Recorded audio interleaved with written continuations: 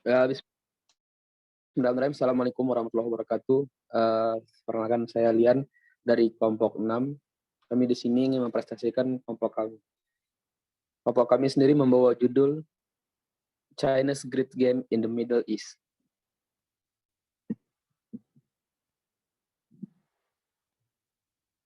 Next.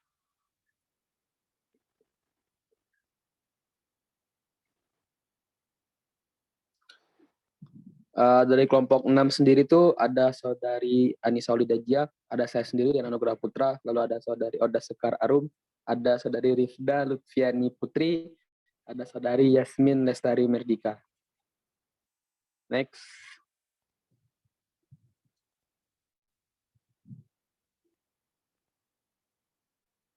Table of Content 1, China's evolving role in the Middle East.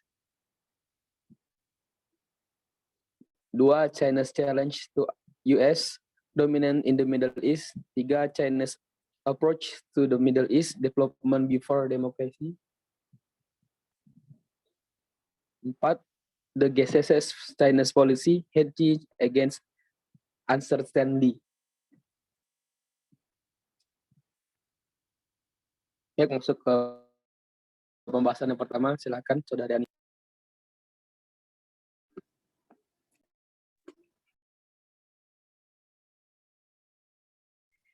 Baik, terima kasih atas waktunya. Saya akan menyampaikan tentang peran Cina yang berkembang di Timur Tengah. Cina telah menjadi pemain yang semakin signifikan di Timur Tengah dalam dekade terakhir. Meskipun masih relatif baru di kawasan ini dan sangat berhati-hati dalam pendekatannya terhadap tantangan politik dan keamanan lokal, negara tersebut telah dipaksa untuk meningkatkan keterlibatannya dengan Timur Tengah karena kehadiran ekonominya yang tumbuh di sana. Hubungan China dengan Timur Tengah berkisar pada permintaan energi dan Belt and Road Initiative atau yang disingkat dengan BRI yang diluncurkan pada tahun 2013. Pada 2015, China resmi menjadi importir minyak mentah global terbesar dengan hampir separuh pasokannya berasal dari Timur Tengah.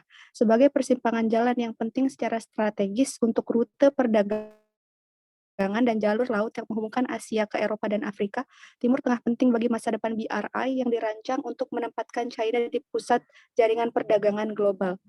Untuk saat ini, hubungan China dengan kawasan berfokus pada negara-negara Teluk karena peran utama mereka di pasar energi. Next.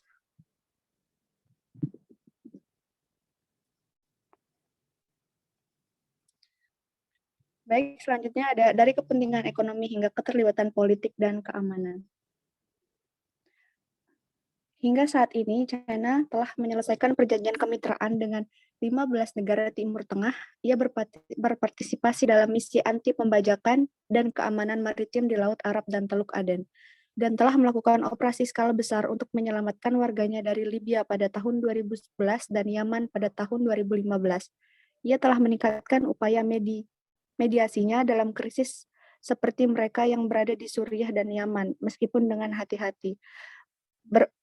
Berperan penting dalam membujuk Teheran untuk menandatangani kesepakatan nuklir Iran dan menunjuk 2 utusan khusus untuk negara-negara Timur Tengah yang berkonflik.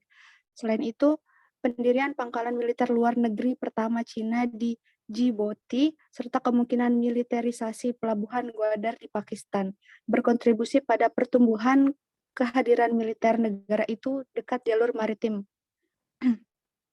Mengingat serangkaian insiden baru-baru ini di Selat Hormuz yang meningkatkan ketegangan antara Iran dan lawan geopolitiknya, China dapat dipaksa untuk mengambil peran keamanan yang lebih besar untuk melindungi kebebasan navigasi yang penting bagi keamanan energinya. Beijing tetap berhati-hati setelah insiden baru-baru ini, menunjukkan bahwa mereka belum siap untuk turun tangan secara signifikan. China mungkin berpartisipasi dalam operasi keamanan maritim di selat tersebut. Bulan berikutnya, sumber-sumber Iran menyatakan bahwa China akan terlibat dalam latihan angkatan laut bersama dengan Iran dan Rusia di Laut Oman dan Samudra Hindia bagian utara. Beijing belum mengkonfirmasi deklarasi ini. Tampaknya China kemungkinan besar akan melanjutkan operasi anti pembajakan dan pemeliharaan perdamaiannya seperti biasa. Tetapi pengumuman ini sangat mengejutkan dalam arti bahwa hal itu tidak terpikirkan hanya beberapa tahun yang lalu. Next.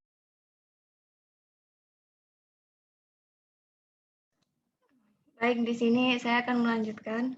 Selanjutnya ada konsekuensi untuk kepentingan Eropa.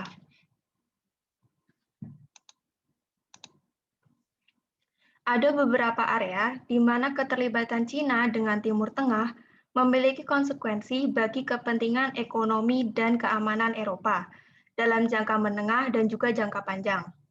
Kepentingan pertama yaitu Cina memberikan model pembangunan non-demokratis dan keterlibatan ekonomi yang memunculkan konsekuensi di mana Cina perlahan-lahan memantapkan dirinya sebagai pesaing pengaruh Barat di Timur Tengah. Penting bagi orang Eropa untuk mengakui pergeseran ini dengan memantau evolusi kehadiran ekonomi dan keamanan Cina di sana dan menemukan cara baru untuk terlibat dengan negara tersebut dalam urusan Timur Tengah. Dengan melakukan hal itu, akan membantu mereka membujuk Beijing untuk mendukung kerangka kerja multilateral yang stabil yang melindungi kepentingan Eropa. Kepentingan yang kedua yaitu Cina memberikan dukungan dan keterlibatannya dalam sektor ekonomi. Cina muncul sebagai aktor pembangunan penting di kawasan ini, baik melalui investasi langsung maupun dukungan pembangunan. Kepentingan ekonominya ini berpotensi melebihi Amerika Serikat dan Eropa. Negara-negara di Timur Tengah, terutama yang terkena dampak konflik, akan membutuhkan uang Cina untuk mengembangkan infrastruktur penting. Dan bantuan semacam itu dapat bertambah luas bagi mereka. Dalam konteks ini, Eropa dapat berbuat lebih banyak untuk memfokuskan kembali peran ekonomi Cina pada upaya konstruktif. Misalnya, beberapa lembaga pembangunan Eropa sudah melakukan percobaan kerjasama dengan Cina di negara-negara Afrika. Nah, sebagai imbalan atas dukungan ekonomi, orang-orang Eropa memberikan para aktor-aktor Cina pengetahuan, pengalaman, dan juga jaringan yang mereka cari di wilayah tersebut. Jika kedua belah pihak mengembangkan hubungan yang konstruktif dengan cara ini, Cina dapat mendukung inisiatif stabilitas Eropa di Timur Tengah. Kerjasama semacam itu juga akan memberikan kesempatan untuk membentuk keterlibatan politik Cina dengan kawasan tersebut. Berikutnya.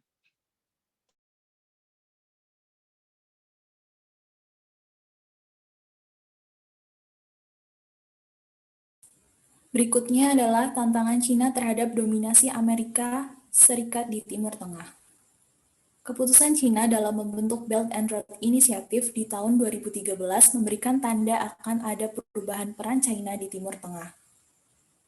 Timur Tengah menjadi kawasan yang penting dalam menjalankan proyek BRI ini, sehingga Cina melakukan pendekatan yang lebih ambisius dan juga kompleks terutama dalam bidang ekonomi diplomatik dan pada tingkat yang lebih rendah seperti masalah keamanan di sana.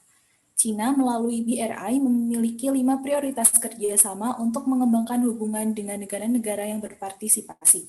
Di antaranya koordinasi politik, konektivitas fasilitas, perdagangan tanpa hambatan, integrasi keuangan, dan obligasi antar warga.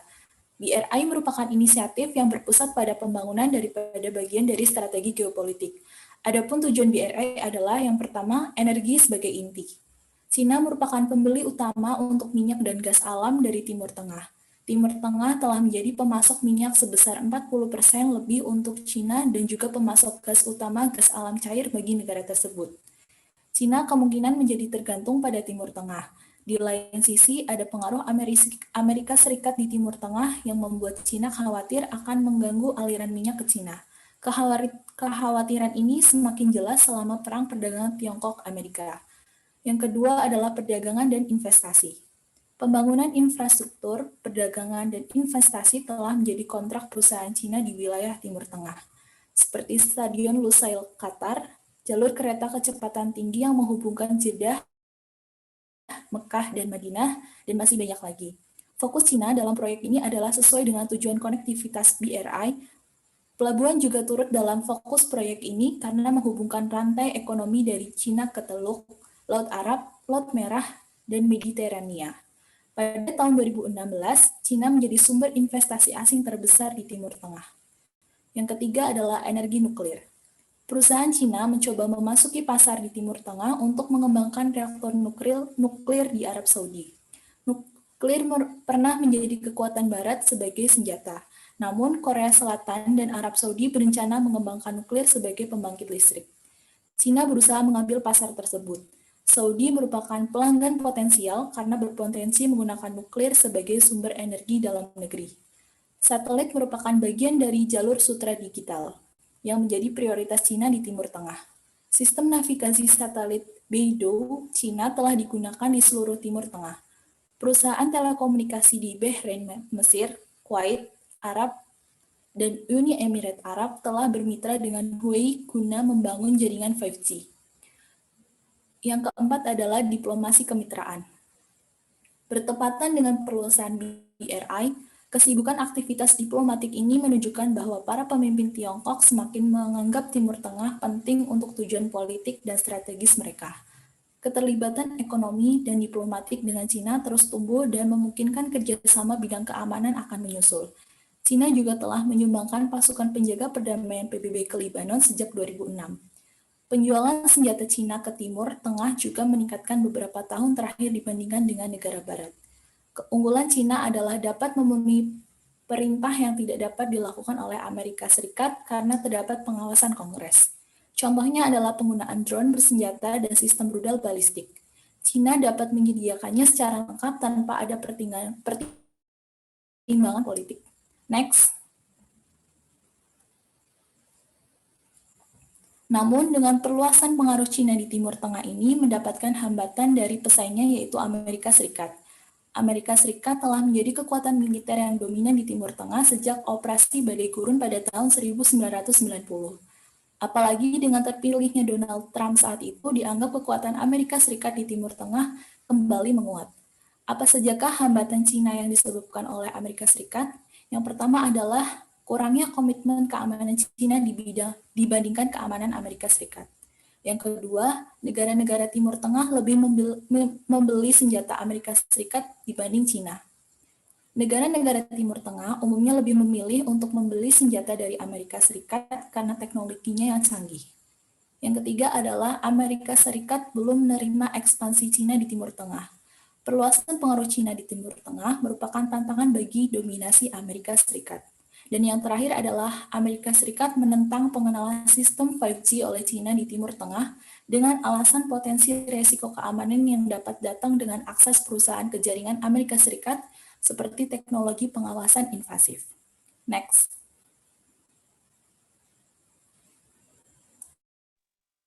Pendekatan Cina ke Timur Tengah, pembangunan sebelum demokrasi. Bertahun-tahun setelah Perang Dingin terjadi, Cina selalu menghindari keterikatan politik dengan Timur Tengah dan Afrika atau MENA. Namun, tahun 2013, Cina justru memandang MENA sebagai kawasan yang sangat penting untuk mempromosikan posisinya di dunia. Cina memiliki berbagai kepentingan di berbagai wilayah MENA. Pertama, berupaya untuk memperluas pengaruh lawan politik kekuatan besar melalui mediasi di berbagai kawasan. Kedua, berhubungan dengan nilai-nilai yang mendukung kedaulatan negara dan integrasi teritorial. Ketiga, berkaitan dengan ikatan komersial yang meliputi energi, perdagangan, dan investasi. Keempat, kepentingan diplomatik. Dalam melindungi kepentingannya, Cina mengandalkan 4 langkah. Pertama, diplomasi mediasi. Yang kedua, perluasan kemitraan politik di MENA. Yang ketiga, penyebaran peacekeepers. Dan yang keempat, memperdalam kerjasama ekonomi. Diplomasi mediasi. Perang yang terus berlangsung dan tidak berkesudahan di MENA telah meningkatkan kesempatan Cina untuk meningkatkan statusnya sebagai kekuatan dunia melalui resolusi konflik. Seperti mencalonkan utusannya untuk urusan Afrika, proses perdamaian Israel-Palestina. Yang kedua, kemitraan strategis. Pada tahun 2013, Cina memulai untuk membangun jaringan mitra global multidimensi termasuk kekuatan besar, negara tetangga, negara berkembang, serta organisasi regional. Yang ketiga, peacekeepers. Meskipun Cina menggunakan kebijakan zero enemies di MENA, tetapi dalam melindungi kepentingannya, Cina tetap melibatkan militer. Namun dalam beberapa tahun terakhir, penjualan senjata drone Cina meningkat di MENA dengan maksud upaya kontra-terorisme. Terlepas dari itu, Cina memiliki kontingen perdamaian terbesar dari anggota tetap Dewan Keamanan. Dan yang keempat, model perdamaian pembangunan Cina. Cina menganggap MENA sebagai kawasan pasar yang potensial dibandingkan lingkungan keamanan yang penting. Dibandingkan Barat, ia menganggap ketidakstabilan MENA diakibatkan kurang praktiknya demokrasi.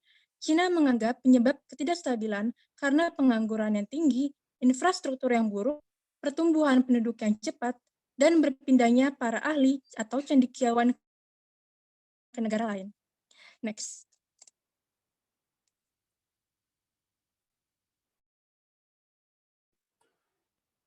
Kebijakan GCC Cina, hedging terhadap ketidakpastian.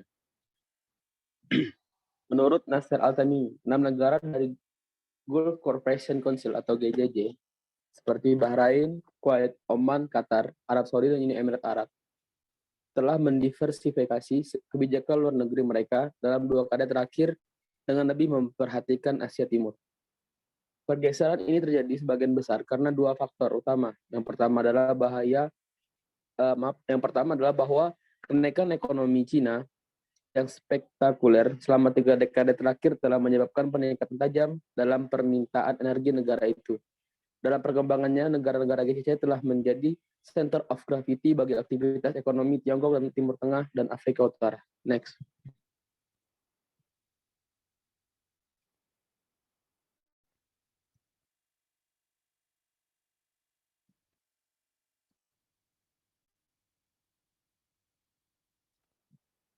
Cina juga menjadi pemangku kepentingan yang semakin penting dalam program diversifikasi ekonomi GCC. Perdagangan bilateral antara Cina dan negara-negara GCC berlipat ganda menjadi hampir 163 dolar miliar dalam dekade hingga 2018 dan diproyeksikan akan tumbuh lebih jauh di tahun-tahun mendatang. Analisis data MAED Projects menunjukkan bahwa perusahaan Cina telah melakukan pekerjaan senilai 38 miliar dolar di sana sejak peluncuran Belt and Road Initiative. Ini hampir 2 kali lipat dari jumlah yang mereka lakukan selama 2007 sampai 2012. MENA masuk ke negara GCC. Di tahun 2018, hampir 30% impor minyak Cina atau 2,9 juta barel per hari berasal dari negara-negara GCC. Oleh karena itu, 2 negara GCC paling kuat, Arab Saudi dan UAE, kan tetap menjadi landasan kebijakan ekonomi Cina di Timur Tengah. Next.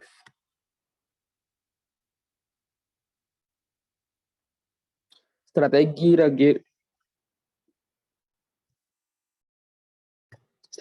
regional Cina. Negara-negara Teluk menyadari bahwa pertumbuhan ekonomi Cina pada akhirnya dapat diterjemahkan ke dalam peningkatan kekuatan militer di MENA, yang memungkinkannya untuk mengadopsi kebijakan yang lebih tegas di kawasan tersebut dalam mengejar tujuan strateginya.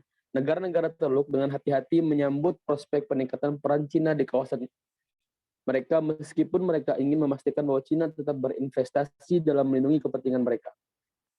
Para pembuat keputusan di negara GCC tidak percaya bahwa Cina memiliki kemampuan militer dan logistik untuk memberikan alternatif yang kredibel untuk payung keamanan Amerika Serikat di Teluk. AS telah mengerahkan puluhan ribu pasukan ke wilayah tersebut dan mempertahankan pangkalan di sekitar negara GCC, kecuali Arab Saudi, serta di Afghanistan, Irak, Yordania, Turki, dan Suriah. Dari perspektif negara-negara Teluk, payung keamanan yang disediakan oleh militer Amerika Serikat akan, meskipun tidak kepastian dalam hubungan AS GCC meningkat. Memang, hubungan militer yang kuat dari negara GCC dengan AS dapat membatasi dukungan mereka untuk peningkatan kehadiran militer Cina di Timur Tengah, setidaknya dalam jangka pendek. Next. Mungkin sampai di sini saja presentasi dari kelompok kami. Terima kasih perhatiannya. Kami ucapkan wassalamualaikum warahmatullahi wabarakatuh.